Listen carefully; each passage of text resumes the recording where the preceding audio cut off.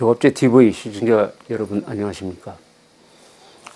내일이 세월호 사건, 세월호 사고라고 해야 되겠습니다. 세월호 사고 4주년이 되는 날입니다. 이 세월호 사고로부터 많은 교훈을 얻었어야 했는데 국가적 차원에서 과연 냉정하게 세월호 사고를 반성하고 있는지 하는 의문이 듭니다. 세월호 사고는 그 원인이 가장 큰 쪽으로 이야기하면 선박회사가 가장 큰 책임을 져야 합니다. 무리하게 선박을 개조하고 또 무리하게 법정 한계보다 거의 2배나 되는 화물을 실었습니다. 그리고 선장이 그런 과적을 거부할 수 있었는데 선장이 그 회사의 강요를 이기지 못하고 그런 불안한 화물 적재에 의한 위험한 항해를 계속했습니다. 그리고 선장은 배가 넘어갈 때 인명 구조를 전혀 하지 않고 선장이 앞장서 가지고 선원들을 때리고 도망가고 말았습니다.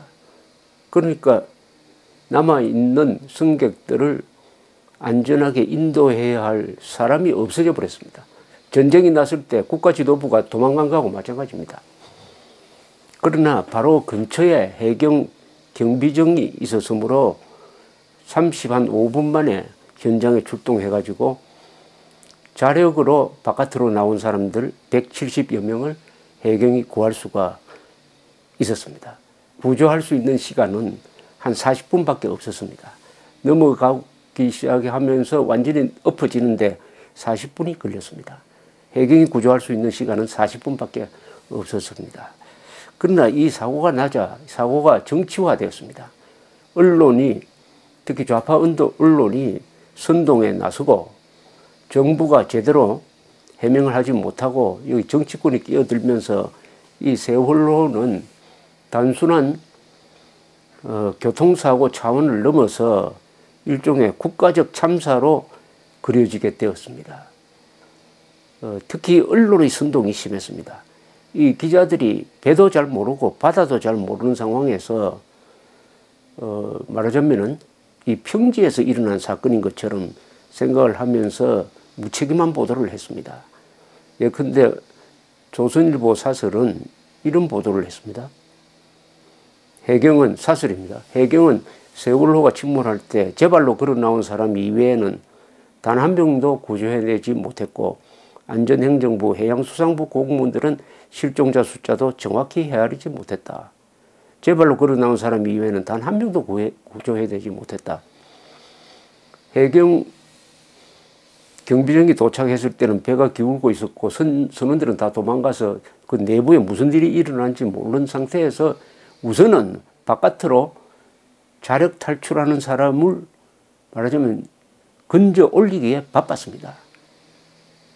그러나 그중에 용감한 해경 구조대원들이 배에 올라타 가지고 유리창을 깨고 구해내는 장면이 그 동영상에 잡히기도 했습니다. 그런데도 이 조선일보는 제발로 걸어 나온 사람 이외에는 단 한 명도 구조하지 못했다. 이렇게 과장된 보도를 했고 이런 투의 보도가 석권을 했습니다. 그러니까 자연히 해경을 도마 위에 올리게 되었고 심지어 170여 명을 구하는데 결정적 역할을 한 해경 정장은 업무상 과실치사상 혐의로 구속돼 가지고 징역 3년을 지금 살고 있습니다. 그 사람은 훈장 받아야 될 사람입니다. 외국 같으면은.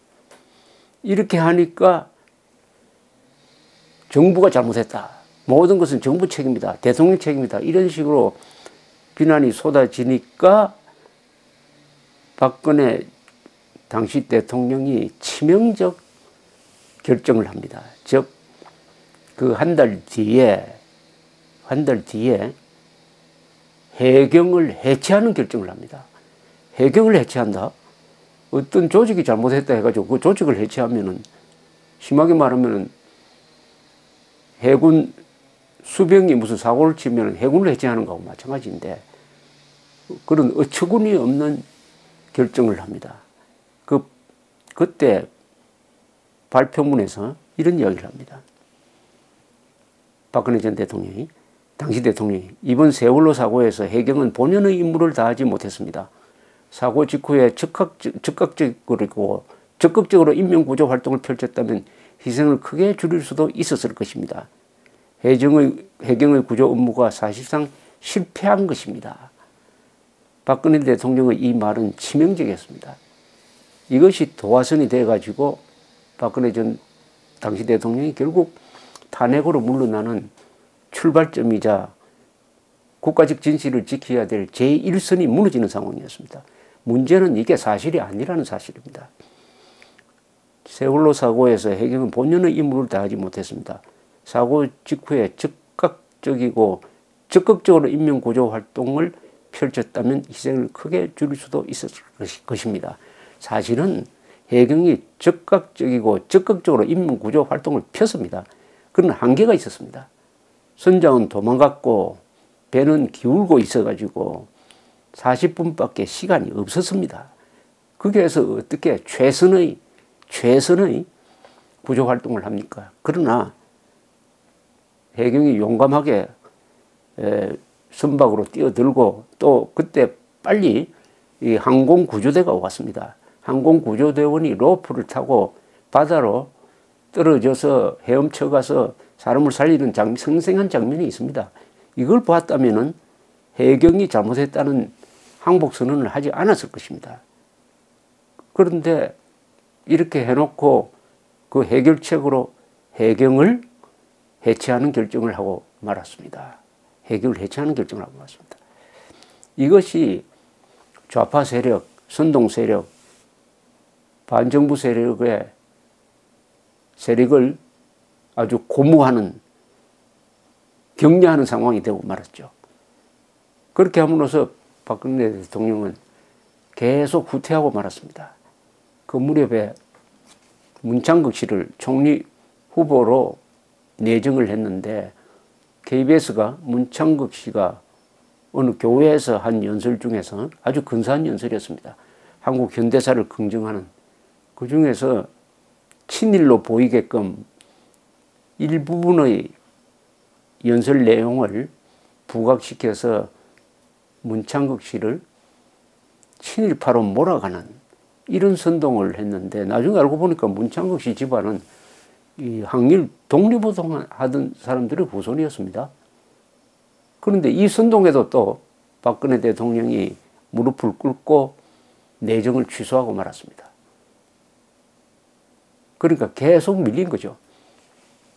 세월호 때도, 문창극 사태 때도, 그 뒤에 있었던 메르스 사태 때도 이렇게 계속 후퇴를 거듭하다가 결국 최순실 사건이 났을 때도 박근혜 전 대통령은 당당하게 자신의 입장을 국민들한테 설득하지 못하고 결국은 탄핵당하고 말았던 것입니다. 이 세월호 사건은 이 정부에, 문재인 정부에 대해서도 상당한 부담을 줍니다. 앞으로 수십 명이 죽는 사고가 날 때마다 대통령이 책임져야 할 상황입니다. 대통령이 책임져야 할 상황입니다. 부메랑이 되어서 돌아온 것이죠. 그리고 어느 정도 진상조사를 했느냐 하면은, 시신을 거의 다 수습을 하고, 배까지 인정을 했습니다. 그 6,000톤이나 된 거대한 배를 인양을 했습니다. 거기에 약 4천억 원 이상이 들어갔습니다. 더 조사할 게 없습니다. 침몰된 배경은 다 나왔습니다. 그런데 배까지 그렇게 수천억을 들어서 인양을 했는데 인양해놓고도 요사이는 또 진상조사를 하겠다는 겁니다. 더 나올 진상이 뭐가 있겠습니까?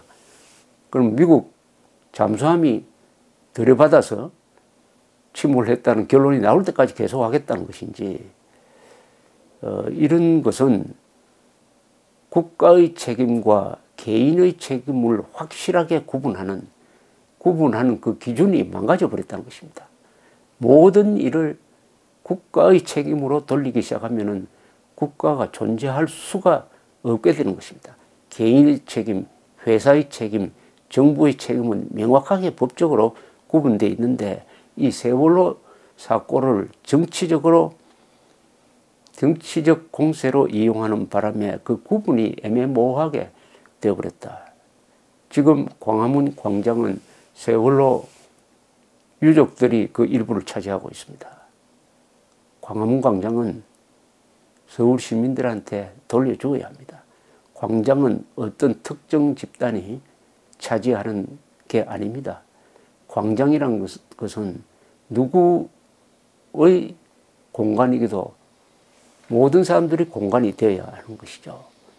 오늘날 대한민국의 법치가 세월호 사고로 흔들리고 있다고 하면은 세월호 때 목숨을 잃은 분들을 오히려 모독하는 일이라고 저는 생각합니다.